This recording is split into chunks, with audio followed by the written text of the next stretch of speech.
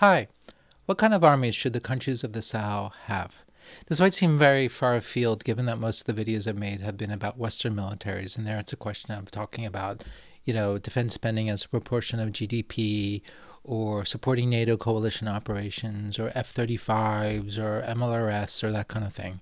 This is really very different. But the reality is that for me, this isn't far afield at all. In fact, this is actually the kind of stuff I do for a living. I've been working on African militaries and African security sectors, as they call it, for pretty much my entire roughly 20-year career in national security. This is I did some of this stuff when I was in the CIA, and then I focused a lot more on it when I was at the RAND Corporation. When I was at RAND, I authored and co-authored a number of studies on this very topic, specifically about Mali. I did a lot of work on Mali. I did a lot of work with the Malian military. I was briefly embedded with Mali's National Security Council before COVID happened, and then the State Department yanked me out and killed the whole program. And it's also stuff I work on today as a private consultant, where I'm really I track a lot of what's going on in West Africa, and specifically in the Sahel. Now, I'd like to think that this topic is actually going to be interesting to you, even if you have no intrinsic interest in Africa or the countries of the Sahel, or even can locate the Sahel on a map of the continent of Africa. Why? Well, because thinking about African militaries and thinking about the kinds of militaries that the countries of the Sahel and frankly other places in Africa need involves thinking about strategy, thinking about doctrine, thinking about requirements, but also thinking about what they can afford, what can they maintain. The U.S. military likes to think in terms of overmatch. The idea of overmatch is basically the idea that they want to have such a qualitative superiority that if they ever roll into battle, they're going to be able to defend the enemy, defeat the enemy. It's guaranteed that the outcome of the battle is going to be all but certain. This is what happened in 1991. This is what happened in 2003. That's what the American military strives for. That's all well and good, except it's extremely expensive to have overmatch. Africans can't do that. They don't have the resources to do that kind of thing. So they need to think more in terms of, good enough. Like, they need to be better than their adversary, but by how much? How much capability can they even afford? Which puts a really interesting constraint on thinking about the kinds of militaries that they should have, because you need to be thinking in very different terms. So we're thinking about strategy, we're thinking about doctrine, we're also thinking about the realm of the possible, we're thinking about real-world requirements. I think those kinds of issues are just intrinsically interesting, and thinking through it is interesting. Anyways, that's what I'm going to do in this video. My name is Michael Shurkin, and welcome to my YouTube channel, Pax Americana, a conversation about world affairs, global conflict, military strategy, and anything else that happens to be on my mind. The two best sources on this subject are, one is a self-published book by Michel Goya and Laurent Touchard. And the self-published book, which I bought on Amazon, is called Une révolution africaine dans les affaires militaires, lutter contre les organisations armées en Afrique subsaharienne. Came out in 2017. So that's a African Revolution in Military Affairs, combating armed organizations in sub-Saharan Africa. Now, the second book is in English, and it's a work by Ibn Barlow called Composite Warfare, The Conduct of Successful Ground Force Operations in Africa, which came out in 2019. Goya, by the way, he's a retired French Army colonel. He's now a scholar of French military history, and he's really one of the best commentators in France on current conflicts. So he's often on television, plus he's got a really good blog all about, he writes great stuff about Ukraine war. He's done some really fine writing about Gaza. The Gaza war stuff that he writes I really like, because there's no there's no hint of any kind of bias for or against anything. It's really kind of clinical and objective, and as it should be. He's terrific. Touchard, I don't know as much about him, although I did have some drinks with him at one point in Paris. He's a nice guy. I don't know much about his background, but Touchard is an expert in African militaries, and among his claims to fame is this book, which is phenomenal. Forces armées africaines, organisation, équipement, état des lieux et capacité. African Armed Forces, organization, equipment, and the sort of general condition and capacities. 2016-2017. It's a phenomenal book. It's far better than Jane's or Military Balance or any of the other things. I trust him a lot more. He's got great stuff about equipment, order of battle for all of the countries of Africa. But he also has some nice sort of like qualitative commentary about stuff, the history, about what's going on. And it's really very, very thoughtful. The shame is that, as far as I know, he's never updated this book. If I were in charge of something, I would give him a lot of money to do nothing but. Like, all right, update this, like every few years to come up with an update of this volume, because I have found it to be exceptionally useful in my own work. As for Barlow, he's a former South African Army officer, and he was really interested in South Africa's wars in the 1970s and 1980s in Angola and Namibia, and he looked to them for lessons learned. Now, also, Goya and Tuchel do the same thing. They're really interested in those wars in Angola and Namibia. Plus, they apply lessons from the French military's own record and from a broad range of African conflicts. They all end up in the same place, more or less, and they stress three things. First is the fact that scarce resources and vast spaces mean that there will never be enough troops. These armies are small. We're talking like 5 to 15,000 people maximum. It's just never enough given the size of these countries, and these countries are enormous. Two, there's the imperative of mobility, which also stems from the fact that there's never enough soldiers. So the soldiers that exist have to be able to move around all over the place rapidly. And three, there's a need for small and modular combined arms units at the company and battalion level that exercise a high degree of subsidiarity. This, of course, is easier said than done, because having the kind of officers and NCOs that can pull off that kind of subsidiarity that the French do requires very strong processes for recruitment, very strong human resources management, and, of course, lots and lots of training.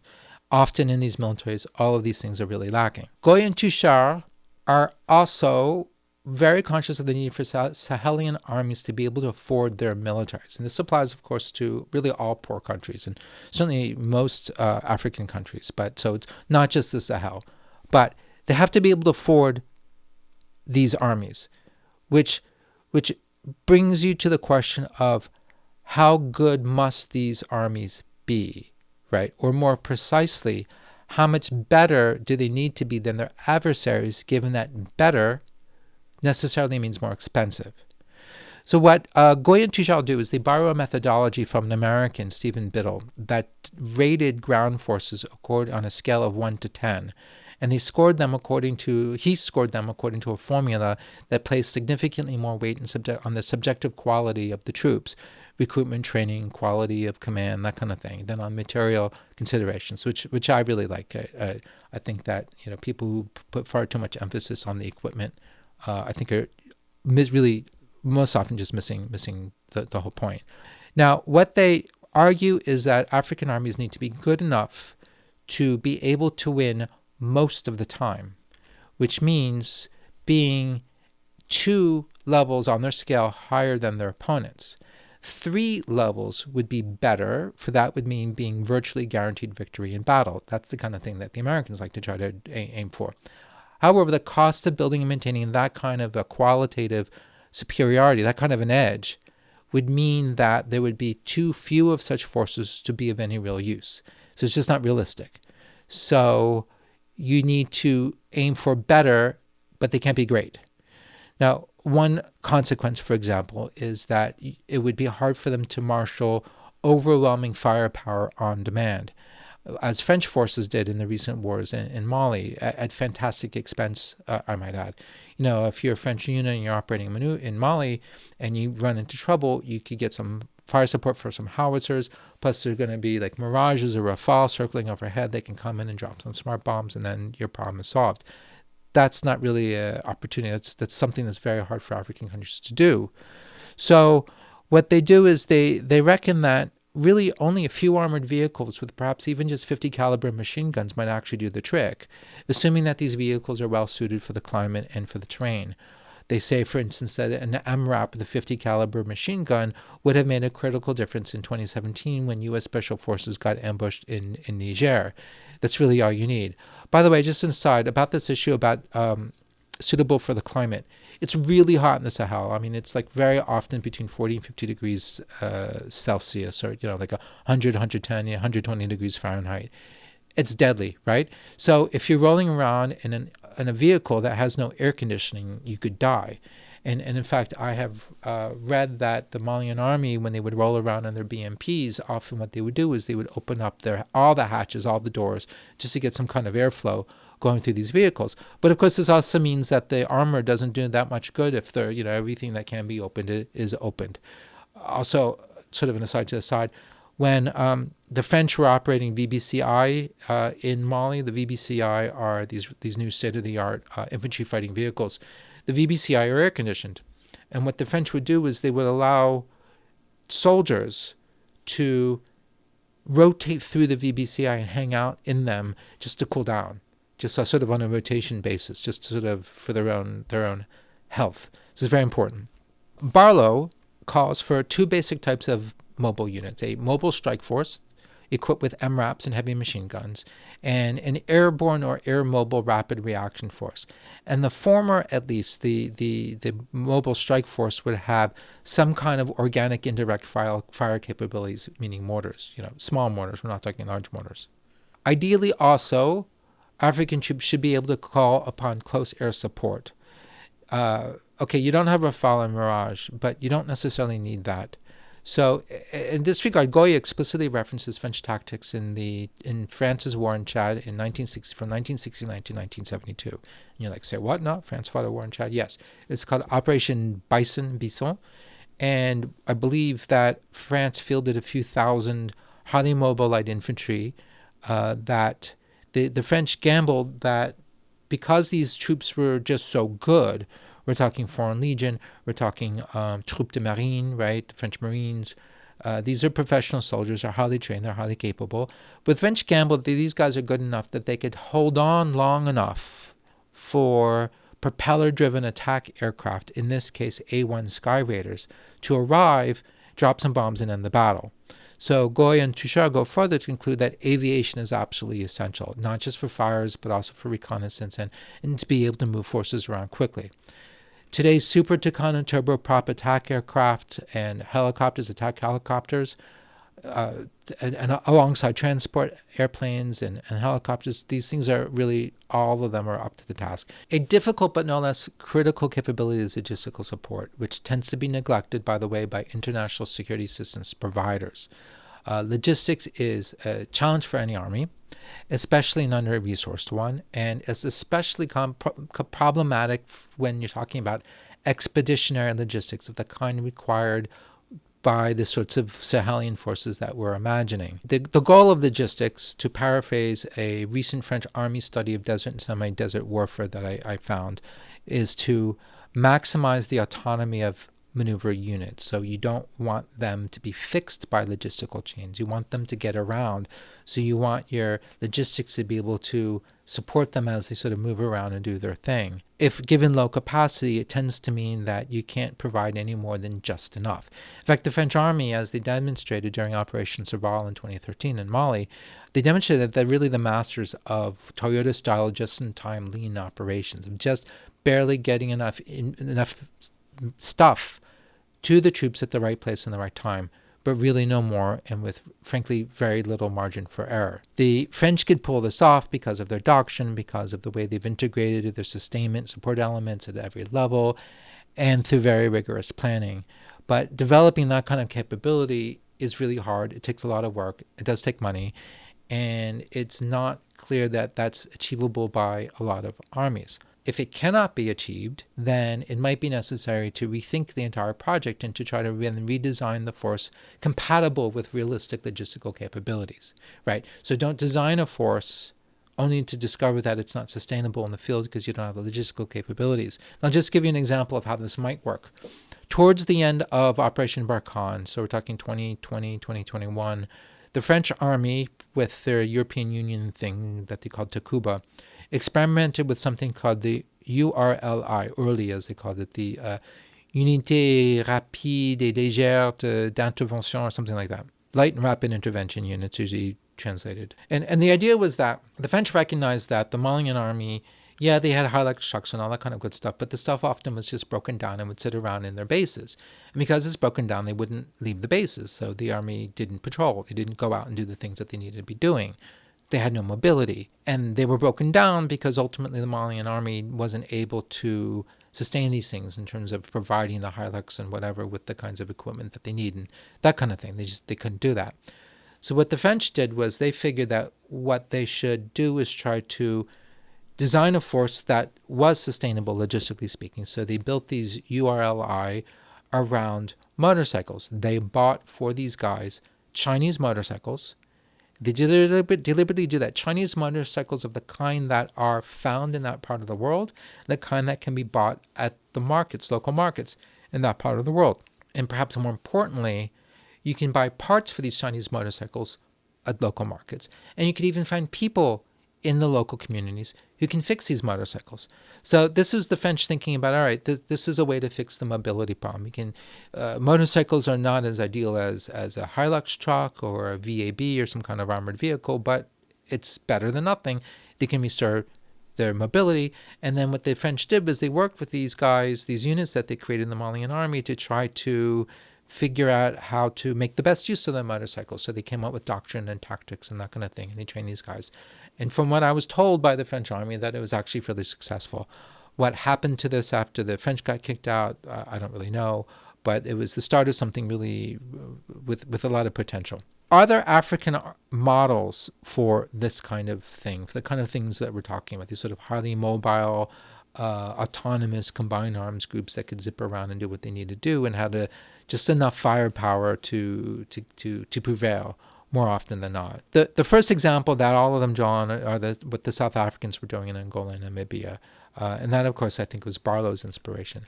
But more than that, Goya and Touchard also point to Mauritania's special intervention groups as saying, like, yeah, that's about it. And also, above all, Cameroon's rapid intervention brigades, which they praise for their efficacy against bandits and Islamist groups. Now, of course, these Cameroonian units have a bad human rights track record, which is kind of sullied their reputation, which is too bad, because otherwise there's a lot to commend them. Now, both of these types of units, what the Mauritanians had and what the Cameroonians have, coordinate. This is critical. They coordinate their movements with aviation assets, and that serve both as transportation and reconnaissance platforms as well as providing fire support.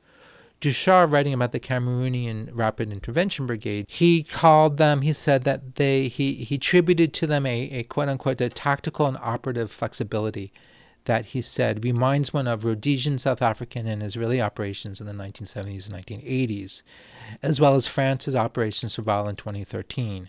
And he credits this with the influence of an Israeli general who apparently advised Cameroon's president, Paul Biya. At any rate, the Rapid Intervention Brigade, Cameroon's Rapid Intervention Brigade, as of 2017, so it's Touchard's book, consisted of a brigade of roughly 5,000 men divided into 5 battalions. These included airborne, amphibious, armored, and reconnaissance and intelligence units, as well as airborne cavalry unit, an airborne cavalry unit known as an Air Mobile Rapid Intervention Group. According to Touchard, the Rapid Intervention Brigade, their basic tactical element was a company-sized light intervention unit to which armor, artillery, mortars, and intelligence elements were attached. Touchard notes that the light intervention unit commanders on their own could call on enough artillery and aviation support to break even a numerically superior adversary. So there's clearly like an element of subsidiarity going on. Relatedly, the Cameroonian Combined Arms Combat Groups, according to Touchard, benefited from a decentralized command structure, which enhanced their agility and their adaptability. This is very important. This is why subsidiarity is important when you're talking about really small armies. If you want to make maximum use of the things that you have, the people that you have, you need to empower these smaller units to move around and take the initiative as they see fit, rather than sort of follow some sort of Soviet kind of like tight command structure where everybody's following orders and nobody can take the initiative and nobody can be particularly responsive to changing circumstances. Moreover, according to Touchard, Cameroon brilliantly exploits its good air mobile capabilities, therefore multiplying the advantages of its mastery of combined arms. Cameroon, by the way, has Alpha jets, as well as 3 squadrons of attack and transport helicopters, including an Mi-24, and various patrol and reconnaissance aircraft.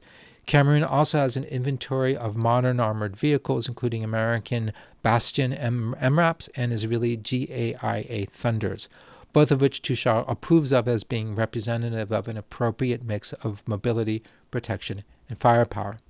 Now, one addition to our ideal force structure is an element suggested by Barlow, namely the presence at the battalion level of what he dubs the Pillar Support Group, or PSG. This, he says, should be composed of specially assigned civil servants who advise commanders related to what he calls the threats to the pillars of state. The PSG's job is to identify problems related to governance as well as opportunities for engaging the local population and mobilizing their support. PSG personnel would focus on the population, on intelligence, and the economy. They would help ensure that the government takes action on matters related to policing, infrastructure, healthcare, education, agriculture, veterinary services, etc. Moreover, he writes, it would be the obligation of the commander under whom the PSG serves to act on the PSG's advice. The requirement is clear because these Sahelian maneuver units, they need organic intelligence capabilities, they need outward-facing elements, they need to be able to engage with local populations, all sorts of things that they need to do. But also, if you're trying to take the global approach seriously, you need to attend to local populations. This is reminiscent of a lot of stuff that we saw with the French colonial wars. For instance, in Indochina, France operated these things called Operational Mobile Administrative Groups, or GAMO. And these were extensions of the colonial administration staffed by Vietnamese personnel that would step in to provide governance in close coordination with the maneuver units. One can also think of the Algerian-era special administrative sections that the French army ran. These were units that provided government service to Algerian Muslims in areas where the French understood that the colonial administration had fallen short. The SAS usually consisted of an Algerian affairs officer plus a staff that included a non-commissioned officer, an army doctor, medical and educational personnel, and a unit of local auxiliaries. The value of the GAMO or the SAS is completely debatable, but it does stand to reason that something like that makes absolute sense, particularly for the Sahelian security forces who are trying to balance, or should be trying to balance, their combat-focused operations with that sort of hearts and minds stuff that they're supposed to be doing as per Coin Doctrine. Barlow also put some thought into basing, and because well-placed and well-defended bases are crucial for being able to stage operations and project forces into remote areas. It's something that Sahelian armies seem to struggle with. There are too many stories of Sahelian military bases, Mali, Niger, Burkina Faso being overrun by insurgents. And every time it happens, I wonder, like, oh my God, how does this even happen? For one thing, it's an intelligence failure, but then also it means that they didn't put nearly enough thought into defensive positions and defensive works. And, there's a way to do this. There was this one image that was circulating. Apparently, the French had built a Vauban-style star-shaped fort somewhere in the desert.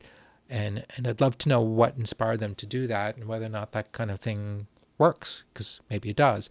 But the pictures I've seen of like the Nigerian or Burkina or Malian bases look like no real thought had been put into defensive works or defensive positions or anything like that. There's also, when you're thinking about basing, there's a challenge of finding an appropriate happy medium between dispersion and concentration, between tolerating risk for the sake of being out among the people and protecting soldiers by bringing them together on larger bases that inevitably isolates them from people. So there's a tendency to fall back into those large bases, but people don't do any good when they're in those big bases. On the other hand, if they're too dispersed, then they get taken out. The other problem with bases is that they're invariably a vulnerability. A fixed base, they're under observation. The movements are under observation. The movements end up being regular because, generally speaking, the troops that go out, they go from point A to point B, and maybe they might do some trick where they go here or there in order to sort of fool people, like a fake, in terms of where they're actually going, but it's still really fairly easy to figure out. So much so that I know that the French experimented with different forms, and they even had this concept in Indochina of I think they call it like nomadizing bases, where they really weren't fixed bases. They would just sort of wander around, and they would provide their logistical resources through airdrops. Similarly, the French manual that I found a few years ago on desert warfare said that really you should avoid having static bases altogether. And it said that advanced bases needed to have a compromise between mobility, protection, and control of the surrounding area. But ultimately, they had to be temporary. And according to this French Army manual, they should have a lifespan of maybe 10 to 30 days, but really no more, and then just pack up and move somewhere else. So let's try to sum all this up. What do we need here? You need a coin strategy, and you need an appropriate coin doctrine. The army has to be mobile. It has to have firepower, but only just enough. It has to have subsidiarity if possible, because that's really a question of training and culture, right? A lot of these militaries might not have the kind of culture where senior officers trust the junior officers, or the junior officers feel that they're all at all empowered to be making any kind of decisions. They need absolutely intelligence capabilities, technical collection, ISR, human intelligence, something that they tend to be really bad at. They have to have some organic capability for engaging with local populations is really, really very important. What don't they need? One thing they don't need are tanks. I had a conversation with a Malian colonel maybe back in 2016, and he was complaining to me about the tanks. And he kept saying that, like, you outsiders, you Westerners, you keep lecturing us about tanks. You keep telling us to get rid of our tanks. But we need tanks. We need armor. You say we should have pickup trucks. But no, we need armor. And I was thinking about that. Like, is he right? Is he wrong? And the answer is somewhere in between. Tanks, no, but some armor, yes, right? So again, we're stuck with our Bastion MRAPs or VAB like the French army has or something. Those are actually very useful. But actual tanks, no. Things that are slow, no. Things that are difficult to maintain and operate and sustain, no. Another thing you don't need aircraft that are any fancier, frankly, than a Super Tucano. The Cameroonians have Alpha jets. Maybe those do. I think Nigeria has Alpha jets also. You don't need MiG-29s. You certainly don't need F-35s. You also don't need serious air defenses for dealing with enemy aircraft, because there is no aviation threat. Recently, the Malian military acquired one or two, what are those called? The SA-300s or the S-300s or whatever they are. When I read that, I thought, oh my God, what a stupid thing to do. What a waste of money. You don't need these. What are these things for, even? Well, to defend against aviation threats. So what are the aviation threats? Are they thinking about the French Air Force? If they're worried about the French Air Force, that's ridiculous, because frankly, the French Air Force, well, first of all, I don't see the French Air Force bombing anything in Mali, at least not anymore, but I'm pretty sure that the French Air Force can handle that kind of air defense system, that it's not, you might as well just not bother. Maybe they're worried about the Algerian Air Force. I don't know. That's possible. I don't know anything about the Algerian Air Force. Maybe something like a basic air defense system would actually be a threat to them. I don't know. But either way, it seems like a waste of money to me. However, there's something new that's happening really only in the last few years, which is that armed drones and tactical reconnaissance drones have been proliferating throughout Africa, including in the hands of the kinds of non-state actors that these armies are fighting. This year, there have been instances in which rebels in the north have been using armed drones to attack Malian troops. We're not talking about Bayraktars firing anti-tank missiles. We're talking about more like the kind of homebrewed stuff that's dropping hand grenades, as far as I know. It's a real problem. So there is a growing need for Sahelian armies to have some kind of budget, close quarters air defense system for dealing with drones. Doesn't need or can't possibly be expensive missiles, so it's got to be much more old school style cannon, autocannon, machine gun sorts of things. But they do clearly need that. And maybe they need to explore electronic warfare capabilities or jamming, something, I don't know what can serve that's cheap enough, but maybe that's a real thing that they need to explore. So everything I've said really sounds very obvious, right? So forces like Cameroon's, where you've got like a brigade that's organized into these battalions that are organized into these light units that are very mobile with some sort of aviation support. They need armored vehicles, but light stuff they can get around with just enough firepower, like 50 caliber machine guns, enough aircraft. It could be propellers, it could be Tucanos, that kind of thing. That's really what they need. But it's really hard to do in these countries, because a lot of these countries, for lots of reasons, tend to hold on to legacy capabilities and legacy force structure.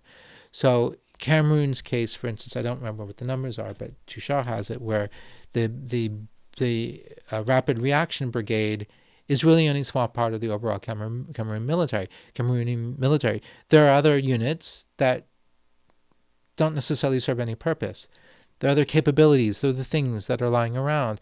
And for all sorts of reasons having to do with politics and economics, it's almost impossible for armies to basically say, we don't need those units, so we're going to dissolve those units and we're going to pour all the resources into this thing that they really need. It's very hard to do. They tend to try to acquire new capability without getting rid of an older capability. And it's all because of sort of internal politics and institutional inertia and all sorts of things. But it's really very difficult to do. I've also found working with these militaries that thinking clinically about strategy and doctrine is also easier said than done for all sorts of reasons. There's a lot of resistance, and some of it has to do with training and education, cultural biases, all sorts of things. Sometimes I think it's just a question of hearing somebody like me come in and tell them what to do, and they're thinking, who the hell are you? And I've often worried about that. Like, I've been in rooms full of Malian generals and colonels, and they ask me, "What do you think?" And then I give them this talk. Well, I think you need to do this, that, and the other thing.